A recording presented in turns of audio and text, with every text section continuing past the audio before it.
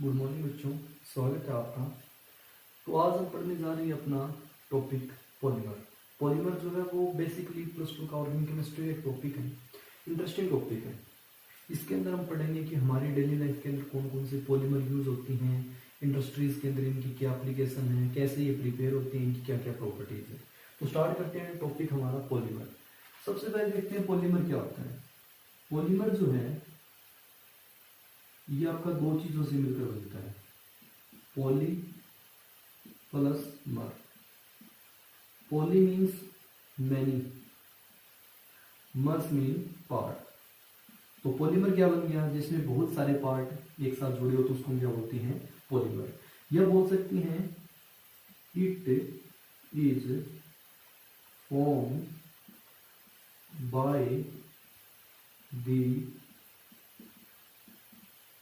joining of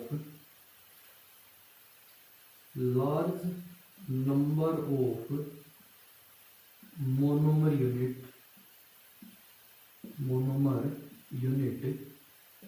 through covalent bond। ये इसकी definition आपकी कोवलेंट बॉन्ड। देखो डेफिनेशन क्या है। पॉलीमर जो है वो दो चीजों से मिलकर बनता है, पॉली यानी मैनी, मर यानी पार्ट, जिसमें बहुत सारे पार्ट हो, या फिर it is form by the joining of large number of monomer unit. ये कैसे बनता है, ज्वाइन होती है जब बहुत सारी मात्रा में आपके मोनोमर यूनिट। अब एक वर्ड मोनोमर, इसका क्या मतलब होता है, जैसे पॉलीमर का मतलब बहुत सारे पार्ट होते हैं, वैसे मोनो का मतलब क्या होता है, वन या सिंगल, मर यानी पार्ट। तो जो सिंगल पार्ट होता है या एक पार्ट होता है उसको क्या बोलते हैं, मोनोमर। पॉली यानी बहुत सारे। तो जब बहुत सारी आपकी मोनोमर यूनिट आपस में ज्वाइन होती हैं, किसके थ्रू, कोवलेंट बॉन्ड के थ्रू, तो उसको हम क्या बोलते हैं, पॉलीमर बोलते हैं। एग्जाम्पल की बात करते हैं। एग्जाम्पल की बात करें तो बहुत सारे पॉलीमर आपके डेली लाइफ में यूज होने वाले, जैसे पॉलीथीन हो गया आपका, सेकेंड है रबर, पीवीसी, पॉलीविनाइल क्लोराइड। तो ये सारे के सारे आपके क्या हैं, इसके पॉलीमर के एग्जांपल है। अब पॉलीथीन कैसे बना वो देखते हैं कि पॉलीथीन जो पॉलीमर है ये इथीन से बना है। इथीन, इथीन आपकी क्या होती है, CH2 डबल बॉन्ड CH2। जब इसको हम क्या कराते हैं, पॉलीमराइज करवाते हैं, कितनी यूनिट को, n यूनिट को। जब इथीन की, इथीन होता है आपका CH2 डबल बॉन्ड CH2, इसकी जब n यूनिट को हम क्या कराएंगे, पॉलीमराइज कराएंगे, तो ये आपका क्या बन जाएगा, CH2 सिंगल बॉन्ड CH2, और कितनी यूनिट जुड़ जाएगी आपकी, n, एक स्ट्रेट लाइन के अंदर जुड़ जाएगी। तो ये इथीन जो है ये आपका क्या है, मोनोमर है, सिंगल यूनिट है, ठीक है। और ये आपकी n यूनिट आपस में जुड़ चुकी है, तो ये आपका क्या बन गया, पॉलीथीन, जो बेसिकली आपका क्या है, पॉलीमर है। तो ये आपका एग्जांपल है पॉलीमर का। पॉलीथीन कैसे बनता है, इथीन से बनता है। मोनोमर यूनिट क्या है, इथीन, और पॉलीथीन आपका पॉलीमर है। नेक्स्ट अगर बात करें इसके डेफिनेशन में, एक इंपॉर्टेंट पॉइंट है कि जो भी आपके पॉलीमर बनते हैं उसका हमेशा हाई मोलिकुलर मास होता है। लिखेंगे these are high molecular mass species. पता चल गया आपको हाई मोलिकुलर मास इनका क्या होता है, क्यों होता है, क्योंकि आपको पता है एक यूनिट का मास है, अगर वही अन यूनिट ज्वाइन हो जाएगी तो सबका मास हमें क्या करना पड़ेगा, एड अप करना पड़ेगा, और लास्ट में जाके वो बहुत बड़ी यूनिट बन जाएगी, हाई मोलिकुलर मास बन जाएगा। क्लियर।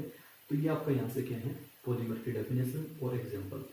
नेक्स्ट है जो पॉलीमर आपके दो टाइप के होते हैं, कौन कौन से, एक होता है आपका होमो पॉलीमर और दूसरा होता है आपका copolymer.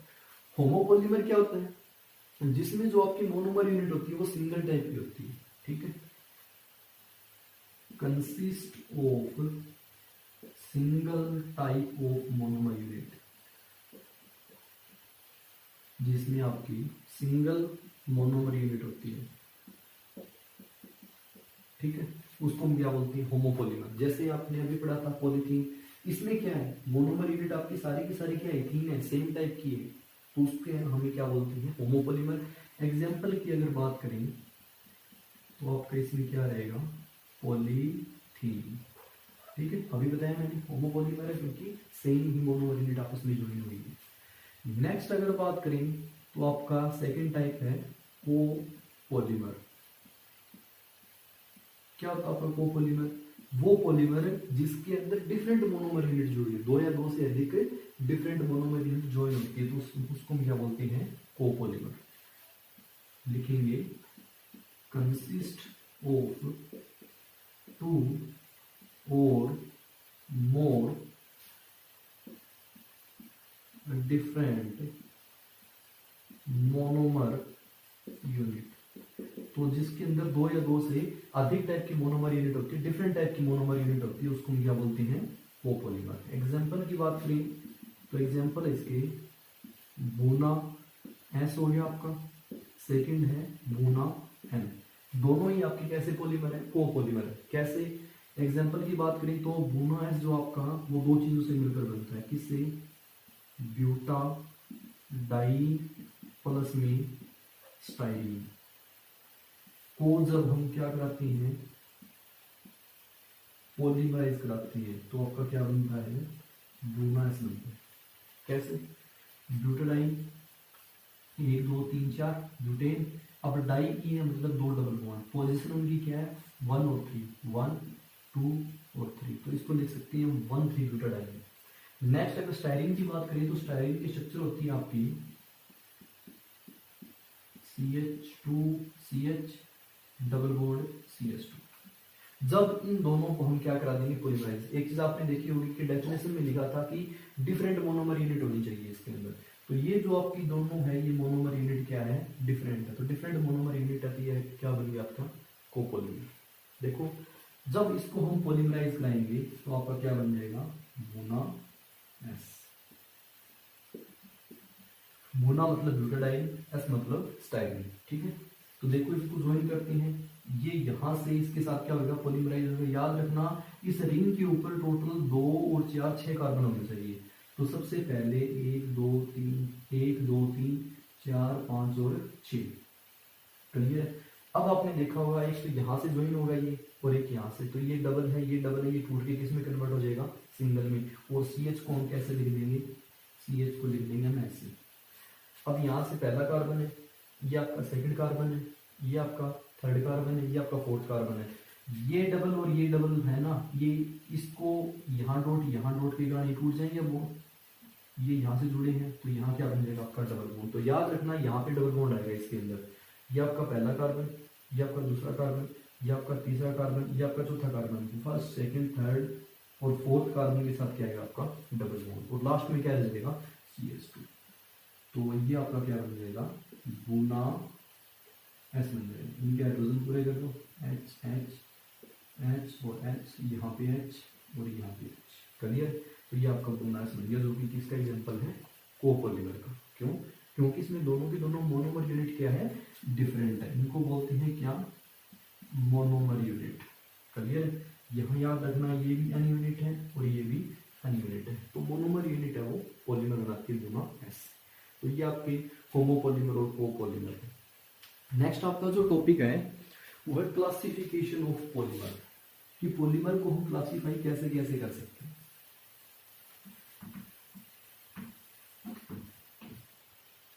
Classification of polymer.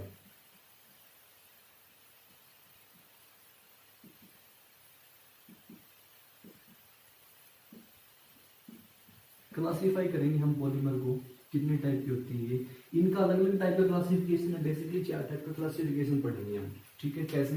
One by one discuss करते हैं। सबसे पहला जो आपका क्लासिफिकेशन आता है वो है बेस्ड अपॉन सोर्सेज।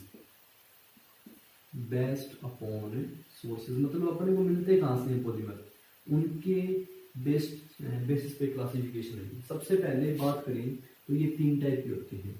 कौन कौन से? एक होता है आपका नेचुरल पॉलीमर, नेचुरल पॉलीमर। दूसरा होता है आपका सिंथेटिक पॉलीमर और तीसरा है semi synthetic polymer. Natural polymer नाम से पता चल रहा है जो हमें कहां से मिलते हैं? डायरेक्टली नेचर से मिलते हैं। लिखेंगे found in nature, are those polymer which are found in nature, उनको बोलते हैं नेचुरल पॉलीमर। एग्जाम्पल की अगर बात करें तो न्यूक्लिक एसिड जो हमारी बॉडी के अंदर मिलता है, न्यूक्लिक एसिड नेचुरल पॉलीमर का एग्जाम्पल। सेकेंड बी पार्ट इसका देखिए तो वो है आपका सिंथेटिक पॉलीमर। सिंथेटिक पॉलीमर क्या होता है बच्चों? सिंथेटिक पॉलीमर होता है जो हमें बनाना पड़ता है, नेचर से नहीं मिलता, हमें इसको आइदर लेबोरेटरी के अंदर और इंडस्ट्रीज के अंदर सिंथेसाइज करना पड़ता है, तो वो कहलाता है आपका क्या? Synthetic polymer. Synthesis in laboratory और इंडस्ट्रीज, उसको हम क्या बोलते हैं? Synthetic polymer. एग्जाम्पल की बात करें तो अभी पढ़ा था हमने, पॉलीथीन इंडस्ट्रीज के अंदर बनाया जाता है आपका, रबर, ये भी आपका किसका एग्जाम्पल है? सिंथेटिक पॉलीमर का एग्जाम्पल है। सी जो है वो है आपका semi synthetic polymer. Semi synthetic polymer ये क्या होते हैं? Semi synthetic polymer, semi means half, आधे, जो हमें आधे सिंथेसाइज करना पड़े, मतलब मिलते तो नेचर से बट डायरेक्टली यूज नहीं कर सकते हम, इनकी प्रॉपर्टी को भी मॉडिफाई करने के बाद यूज कर सकते हैं, तो उसको हम क्या बोलते हैं? आपके सेमी सिंथेटिक पॉलीमर। लिखेंगे polymer which are found in nature, which are found in nature but used after modifying their properties। मतलब जो मिलते तो नेचर से बट इनकी प्रॉपर्टी को हमें आइदर इंडस्ट्रीज के अंदर या लेबोरेटरी के अंदर मॉडिफाई करके यूज करना होता है, उसको हम क्या बोलते हैं? आपके सेमी सिंथेटिक पॉलीमर। एग्जांपल आपका सेलुलोज। सेलुलोज जो है वो आपका सेमी सिंथेटिक है, नेचर से मिलता है बट इसकी प्रॉपर्टी को हमें मॉडिफाई करना होता है। तो बच्चों ये आपका पहला क्लासिफिकेशन यहाँ से कंप्लीट है। किसके बेसिस पे है? सोर्सेज, मतलब पॉलीमर हमें नेचर में कहाँ से मिलते हैं, बनाना भी पड़ता है, नेचर से भी मिलते हैं, नेचर से मिलते हैं बट प्रॉपर्टी को मॉडिफाई करके यूज करना होता है। तो पहला क्लासिफिकेशन बच्चों आपका कंप्लीट है। अब आते हैं अगले क्लासिफिकेशन के ऊपर, जो है बेस्ड अपॉन स्ट्रक्चर, कि पॉलीमर की स्ट्रक्चर कैसे होती है। तो लिखेंगे क्लासिफिकेशन बेस्ड अपॉन स्ट्रक्चर।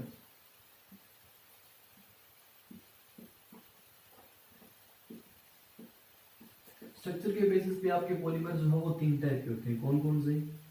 एक होते हैं आपके लीनियर पॉलीमर, सेकंड होते हैं आपके ब्रांच चेन पॉलीमर,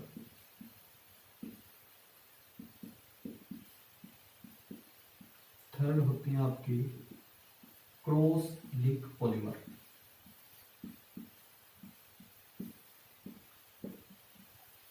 मैं तीनों को एक साथ डिस्कस करूंगा यहाँ पे, क्योंकि आसान बन जाएगा, इससे आप कंफ्यूज नहीं होंगे, वरना तीनों की अलग अलग प्रॉपर्टी प्रोडक्ट इंटरमिक्स हो जाती है कई बार। ठीक है, तो पढ़ते हैं सबसे पहले आपका लीनियर पॉलीमर। जैसा कि नाम के अंदर डेफिनेशन है, वो पॉलीमर जिसमें मोनोमर यूनिट एक स्ट्रेट लाइन के अंदर जुड़ी हुई होती है, उसको हम क्या बोलते हैं? आपके लीनियर पॉलीमर। लिखेंगे मोनोमर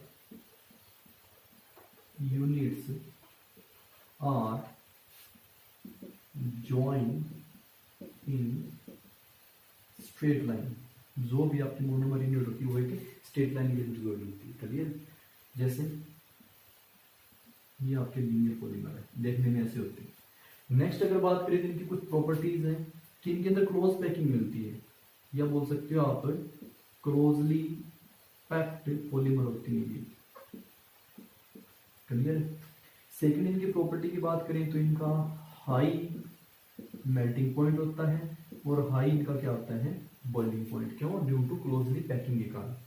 थर्ड अगर प्रॉपर्टी की बात करें तो हाई टेंसिल स्ट्रेंथ होती है इनकी, high tensile strength. High tensile strength का क्या मतलब है? यहाँ पे टेंसिल मतलब इनको टेंशन कितनी दे सकते हैं, स्ट्रेस करने पे ये जल्दी से टूटते नहीं, क्लोजली पैक्ड होने के कारण। तो हाई टेंसिल स्ट्रेंथ होती है, हाई डेंसिटी होती है, भारी होती है ये। लिखेंगे हाई डेंसिटीज होती है इनकी। ठीक है, एग्जाम्पल की बात करें तो आपके इनके एग्जाम्पल रहेंगे पॉलीथीन, लीनियर पॉलीमर आपका पीवीसी पॉलीविनाइल क्लोराइड जो आपका कैसा है, लीनियर पॉलीमर। क्लियर है? तो पहला आपका लीनियर पॉलीमर खत्म है यहाँ से। अब आता है ब्रांच चेन पॉलीमर। जैसे नाम में इनकी डेफिनेशन है, मोनोमर यूनिट स्ट्रेट लाइन के अंदर तो जुड़ेगी बट ब्रांचिंग के अंदर भी होती है। क्लियर? तो लिखेंगे monomer units are joined in straight line as well as in branching manner। मतलब जो भी आपके मोनोमर यूनिट्स के अंदर जुड़ेगी, पॉलीमर बनाएगी, वो स्ट्रेट लाइन के अंदर तो जुड़ेगी, साथ में ब्रांचिंग भी मिलती है। कैसे? ये आपके लीनियर है, साइड में ब्रांचिंग मिल जाएगी इनके अंदर, देखने में ऐसे होती है आपकी, इनको बोलते हैं ब्रांच चेन पॉलीमर। प्रॉपर्टीज की बात करें तो बिल्कुल इनकी प्रॉपर्टी से कंपेयर करके आप पढ़ सकते हो, आसान बन जाएगी। क्लोजली पैक्ड होते हैं, फिर इसमें लिखेंगे less closely packed. High melting point, boiling point, low melting and boiling point. High tensile strength होती है इनकी, लो होती है। इनकी हाई डेंसिटी होती है, इनकी क्या होती है, लो होती है। बिल्कुल अपोजिट प्रॉपर्टी लिखनी है। इसमें लिखेंगे लेस क्लोजली पैक्ड होती है सबसे पहले तो। सेकंड हाई मेल्टिंग और बॉइलिंग पॉइंट होता है, यहाँ लिखेंगे low melting point and boiling point. Next है लो टेंसिल स्ट्रेंथ, मतलब इनको खींचने पे टूट जाती है। लास्ट प्रॉपर्टी हाई डेंसिटी होती है, इनको लिखेंगे हम लो डेंसिटी पॉलीमर होते हैं। क्लियर है? तो ये आपका सेकंड है। थर्ड आपका रहता है इसमें क्रॉस लिंक पॉलीमर। वो देखते हैं क्रॉस लिंक पॉलीमर क्या होती है। थर्ड है क्लासिफिकेशन के अंदर क्रॉस लिंक्ड पॉलीमर। ये क्या होते हैं देखो, जैसे कि क्रॉस लिंकिंग का क्या मतलब है, दो स्ट्रेट लाइन यूनिट के बीच में आपस में लिंक मिल जाए तो उसको बोलते हैं क्रॉस लिंकिंग। कैसे? जैसे ये मान लेते हैं आपकी कोई स्ट्रेट चेन वाले पॉलीमर जुड़ी हुई है, इनके बीच में आपस में ऐसे क्रॉस लिंकिंग मिल जाए तो वो पॉलीमर आपके क्या बन जाएंगे, क्रॉस लिंक्ड पॉलीमर। तो इनको हम क्या बोलते हैं, क्रॉस लिंकिंग। ठीक है? तो डेफिनेशन क्या रहेगी, are those polymer in which monomer unit are joined in cross linking. कि जो आपकी मोनोमर यूनिट है वो क्रॉस लिंकिंग के थ्रू जुड़ी होती है तो उसको बोलते हैं क्रॉस लिंक्ड पॉलीमर। प्रॉपर्टी क्या है? पहली बात तो यह है कि इनकी जो इलास्टिक नेचर है ना वो मोस्ट इंपॉर्टेंट है। इलास्टिक नेचर क्या होती है कि जैसे इनको हमने स्ट्रेच किया, यहाँ से पॉलीमर को स्ट्रेच करने पे ये वापस जब हम फोर्स को रिमूव करेंगे तो अपनी ओरिजिनल से वापस ये क्या कर लेंगे, गेन कर लेंगे। तो इसको हम बोलते हैं elastic nature. These are in elastic nature होती है इनकी। क्लियर? अब इस इलास्टिक नेचर का क्या रीजन है, क्रॉस लिंकिंग है। क्रॉस लिंकिंग के कारण इलास्टिक नेचर होती है, लिखेंगे ड्यू टू क्रॉस लिंकिंग।